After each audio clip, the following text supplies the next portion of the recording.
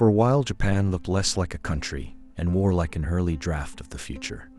It had the trains everyone envied, the electronics everyone bought, the factories everyone studied, and the corporations everyone worried about. By the 1980s, people in the West were no longer talking about Japan as a miracle. They were talking about it as a challenge.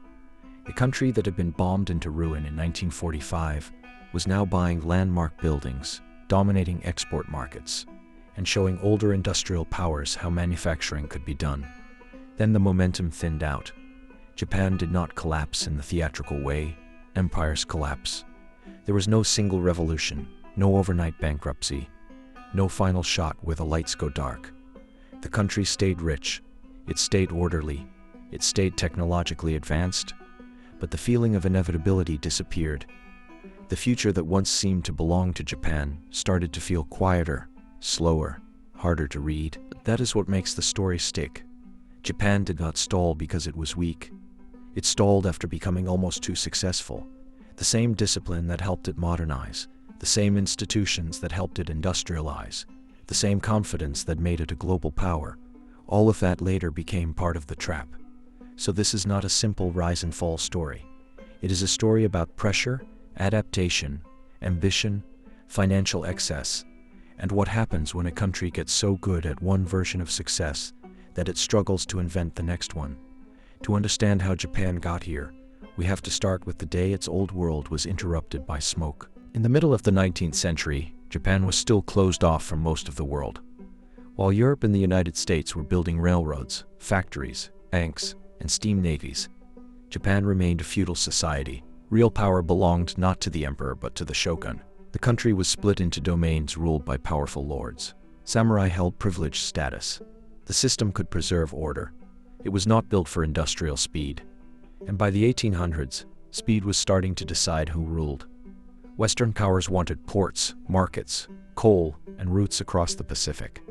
Japan wanted no part of that world. Foreign influence was treated as a threat. Trade was restricted. Outside ideas were dangerous because they could loosen the structure that had kept the country together for centuries. Then, in 1853, American warships appeared off the coast. They were black, loud, steam-powered, and impossible to ignore. Commodore Matthew Perry did not show up as a curious visitor. He came with a message backed by naval force. Open your ports, or things get worse. Japanese leaders understood the danger. They had already watched China humiliated in the Opium Wars. They knew isolation was no longer much of a shield if industrial powers could simply arrive with modern ships and artillery. So Japan opened. The Treaty of Kanagawa in 1854 gave American vessels access to Japanese ports. On paper, it looked like a diplomatic concession. In practice, it was a shock. Foreign goods entered the market. The old order looked brittle. The shogunate, which had kept stability for generations, suddenly looked incapable of protecting the country from the age that was coming. The ships did not conquer Japan. They showed Japan the future. And Japan's ruling class saw something they could not unsee. If the country did not change itself, somebody else would do the changing for them. The most important Japanese import of the 19th century was not a machine. It was fear. Fear of becoming another humiliated Asian state. Fear of falling behind so badly that independence itself would become negotiable. Fear that the old order would survive just long enough to leave the country helpless. That fear became fuel. In 1868, power returned to the emperor in name, but the real transformation came from a new modernizing elite.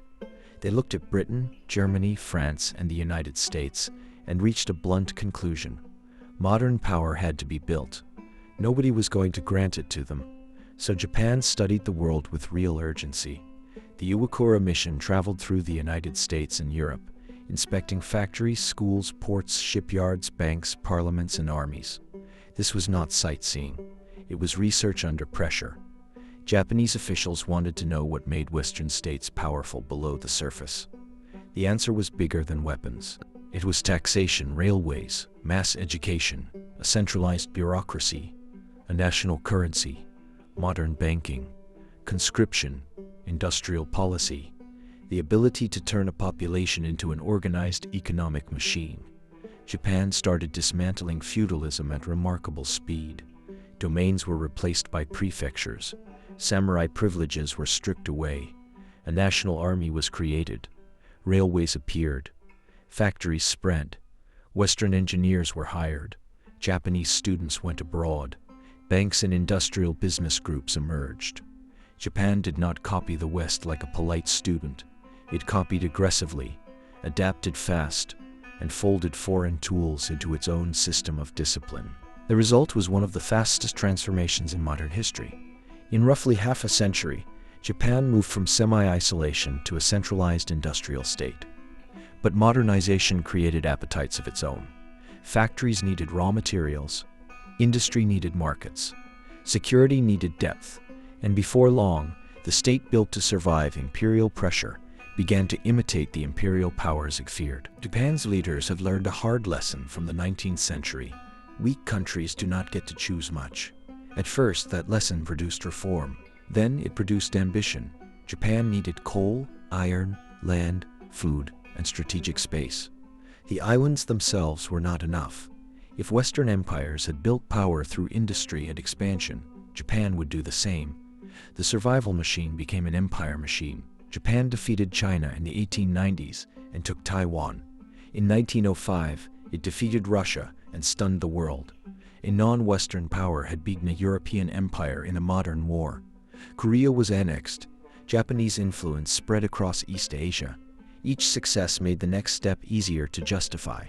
Every victory strengthened the idea that Japan had earned a permanent place among the great powers. That is one of the more dangerous effects of success. It can turn caution into destiny. By the 1930s, the political mood had hardened. Militarized nationalism grew stronger. The idea took hold that Asia should not be dominated by Western empires, but by Japan. On paper, that could be framed as liberation. In reality, it meant domination by a new empire. Japan's industrial machine now served military expansion. Resource insecurity pushed conquest. Conquest triggered sanctions and resistance. Sanctions deepened the sense of encirclement. The country moved deeper into a trap it was helping build. Then came the gamble that broke everything. Japan entered the Second World War believing it could secure a dominant position in Asia and hold off the United States long enough to force a settlement. Instead, it ran into an industrial giant. It could not outproduce. The country that had modernized to avoid humiliation ended up facing the worst humiliation in its history. The defeat of 1945 was total. Japan's cities were shattered by bombing. Hiroshima and Nagasaki were destroyed by atomic weapons. Millions were dead, wounded, displaced, hungry, or homeless. The empire vanished. Taiwan, Korea, Manchuria, and the wider imperial project were gone. The state that had promised glory delivered ruin. For many Japanese people, the country had not only lost a war, it had lost the future it had promised itself. Defeat forced a question Japan had faced once before. What kind of country do we have to become in order to survive? This time, though, Japan did not answer alone. After the surrender, the United States occupied Japan under General Douglas MacArthur. The occupation authorities did not merely supervise the country, they remade major parts of it. The military was dismantled. The constitution was rewritten. The emperor remained, but as a symbol rather than a divine ruler. Land reform, labor reform, and political reform reshaped the state. At first, the economy was unstable and exhausted. Inflation was severe. Production was weak. Factories lacked materials. People lacked confidence. A country can print money. It cannot print working supply chains. The United States initially wanted to make sure Japan never became a military threat again. Then the world changed almost immediately. The Cold War started rearranging the map. Communist China emerged. The Soviet Union became the main American rival. Asia no longer looked like a region where Japan should remain permanently weak. It looked like a region where Japan could become useful. The defeated enemy was about to become a strategic asset. In 1949, American advisor Joseph Dodge imposed fiscal discipline on Japan. The policy was painful. Inflation had to be brought under control. Weak firms could not be propped up forever. Government spending had to tighten. The short-term effects were harsh, and plenty of workers paid the price. Then, in 1950, the Korean War began. For Japan, that war became the accidental engine of recovery. The country sat close to the front lines and still had industrial capacity. American forces suddenly needed uniforms. repairs, vehicles, supplies, transport, and a huge amount of logistical support. Orders flooded into Japanese factories. The Korean War did not save Japan morally. It saved Japan industrially. Factories restarted. Skills came back into use. Production networks woke up. Cash flowed through the economy. A defeated country was pumped into a major wartime supply chain at exactly the moment it needed demand. By the early 1950s, the occupation ended and Japan regained formal sovereignty. It accepted a security arrangement that left American bases on Japanese territory. But that same arrangement also meant Japan could spend less on military power and more on reconstruction, industry, infrastructure, and exports. That mattered more than it can seem at first glance. Japan had security underwritten by the United States, access to American markets, a disciplined labor force, capable bureaucrats, and firms that were desperate to rebuild. The country could focus enormous national energy on economic growth. The new mission was no longer empire, it was production. And this time, the ambition showed up as cameras, radios, ships, steel, cars, machine tools, televisions, and eventually the ordinary consumer objects that filled homes around the world. Japan had failed as an empire. It was about to become one of the most successful industrial economies on Earth. Japan's post-war miracle was not magic. It was strategy, discipline, and timing. Japanese firms borrowed foreign technology aggressively, improved it, miniaturized it, standardized it, and exported it at scale. They did not spend decades reinventing every first version of every product. They studied what already existed, licensed what they could, reverse-engineered what they needed, and then made it cheaper, smaller, more reliable, and often better. Japan was not just copying, it was getting unnervingly good at learning fast. The country turned knowledge into process. Management methods, quality control, supplier networks, worker training, and relentless incremental improvement became real advantages. The goal was not one heroic invention. The goal was to build organizations that could keep improving thousands of small things until the final product beat the competition. Sony, Toyota, Honda, Panasonic, Nikon, Canon, and other firms became symbols of that approach. Japanese engineers took transistor technology and turned it into portable consumer electronics. They took car manufacturing and made it leaner, more reliable, and more exportable. They took cameras, televisions, tape recorders, and later semiconductors, and turned them into objects people around the world actually wanted. Behind those companies stood a larger system. Banks willing to finance long industrial expansion, government agencies guiding priority sectors, workers willing to accept intense discipline, and a culture of improvement that made factories feel less like workshops and more like learning machines. By the 1960s and 1970s, Japan was no longer simply recovering. It was moving ahead. Exports grew. Cities modernized. Living standards rose. Japanese products entered American and European homes. And the old industrial powers began to feel a very different kind of pressure. The country that had once been forced open by Western ships was now entering Western markets with something more effective than cannons, better goods. By the 1980s, Japan had become the competitor everyone worried about.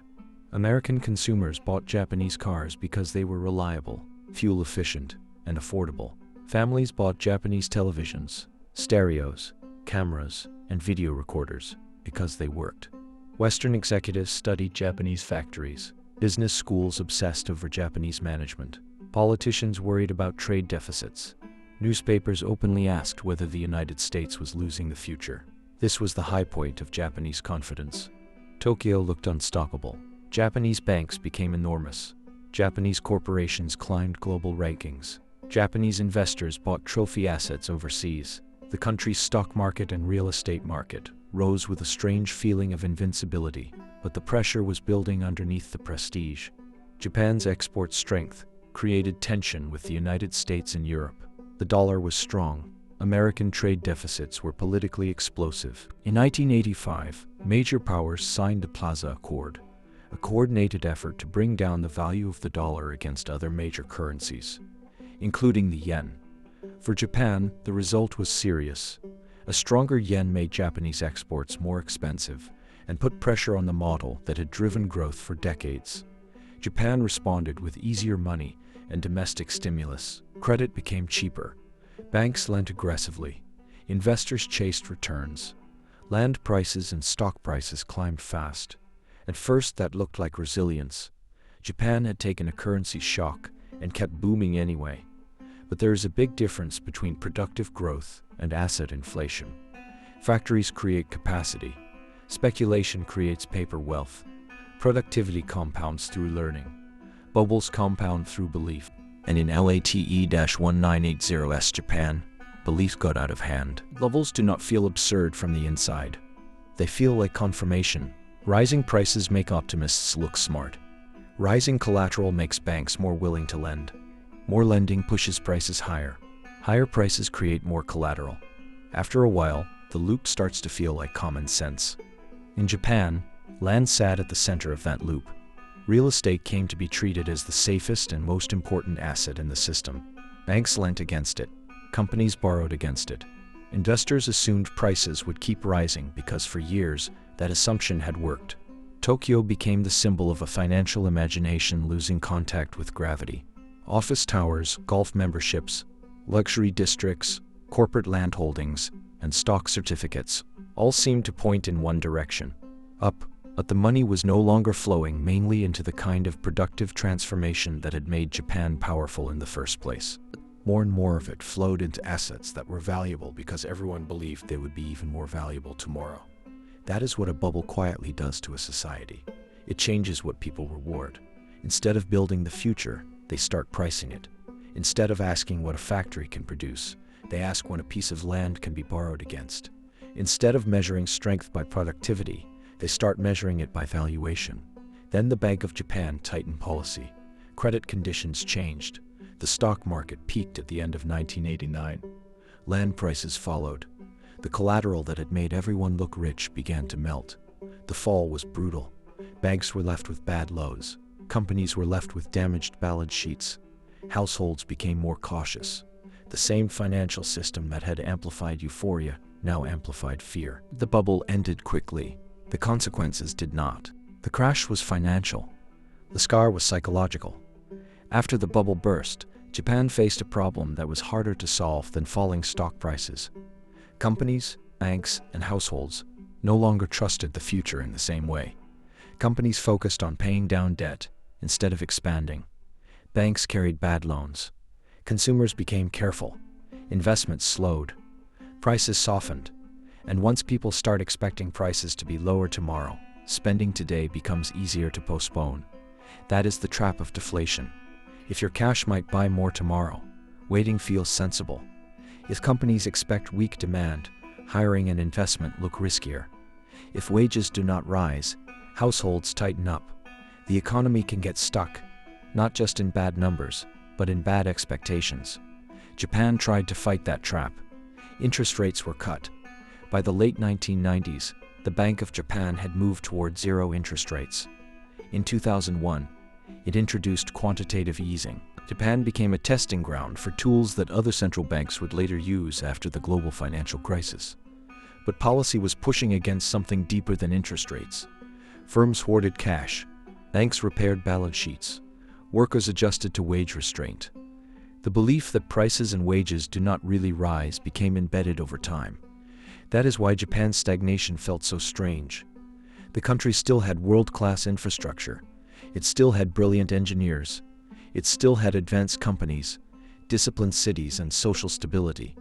But the old engine did not roar the way it used to. Japan had entered the era of the lost decades. Then came the slower problem. Demographics. Economic miracles are easier when a country is young, urbanizing, and expanding its workforce. Japan's post-war boom had been powered not only by policy and technology, but by people, workers moving into cities, households buying homes and appliances, companies drawing from a deep labor pool, and a society organized around production. Over time, Japan became one of the oldest societies on Earth. Birth rates fell, life expectancy rose. The working-age population began to shrink. Rural areas emptied out. Schools closed. More towns had more funerals than births. More older people needed support while fewer younger workers entered the system. That does not make growth impossible. It does change the math.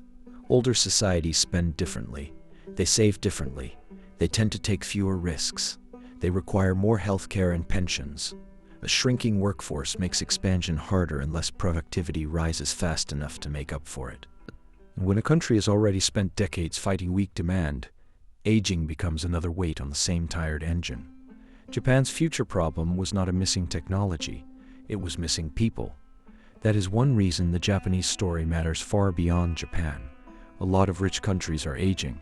Many are now facing low fertility, high debt, slow productivity, and political systems built around promises made during faster periods of growth. Japan did not become irrelevant, it became early. It ran into, before many others, the question advanced economies are now starting to face. What happens when modern success creates the conditions that make future growth harder? The miracle was real. The trap was real too. Japan is not a failed state. That is part of what makes the story so interesting. It is wealthy, safe, technologically sophisticated, culturally influential, and still home to companies and institutions that matter to the world economy. Its trains run, its cities function, its factories still produce, its culture travels. But it is no longer the unstoppable engine it once seemed to be. The country that conquered modernity discovered that modernity does not guarantee endless growth. Institutions that work perfectly in one historical moment can become less useful in another. A system built to catch up can struggle once it has already caught up. A society trained to save, improve, and endure can find it harder to risk, spend, and reinvent. That is the central lesson here. Countries do not rise because destiny picks them. They rise when their institutions, fears, ambitions, and opportunities match the moment. And they stall when yesterday's strengths stop answering tomorrow's questions. Japan proved that a feudal society could become an industrial empire. It proved that a defeated, bombed-out nation could become a technological superpower. Then it proved something more unsettling. Even an extraordinary economic machine can slow down when credit, psychology, and demographics all start pushing the wrong way at once. So the real question is not whether Japan can return to the 1980s. It cannot. And honestly, it probably should not want to. The real question is whether Japan can invent a second miracle. Not one built on empire, not one built on a bubble. Something steadier than that. Something that works in an aging society without the old illusion that success will keep compounding on its own. That second miracle would not look like the first. It would not be measured only in faster factories or higher stock prices. It would be measured by whether an older, wealthier, more cautious society can still choose renewal, more productivity, more openness, more invention, and a future that is smaller than the old dream but still alive. And that is not only Japan's question. It may be the question waiting for every country that assumes the future is guaranteed because the past was extraordinary.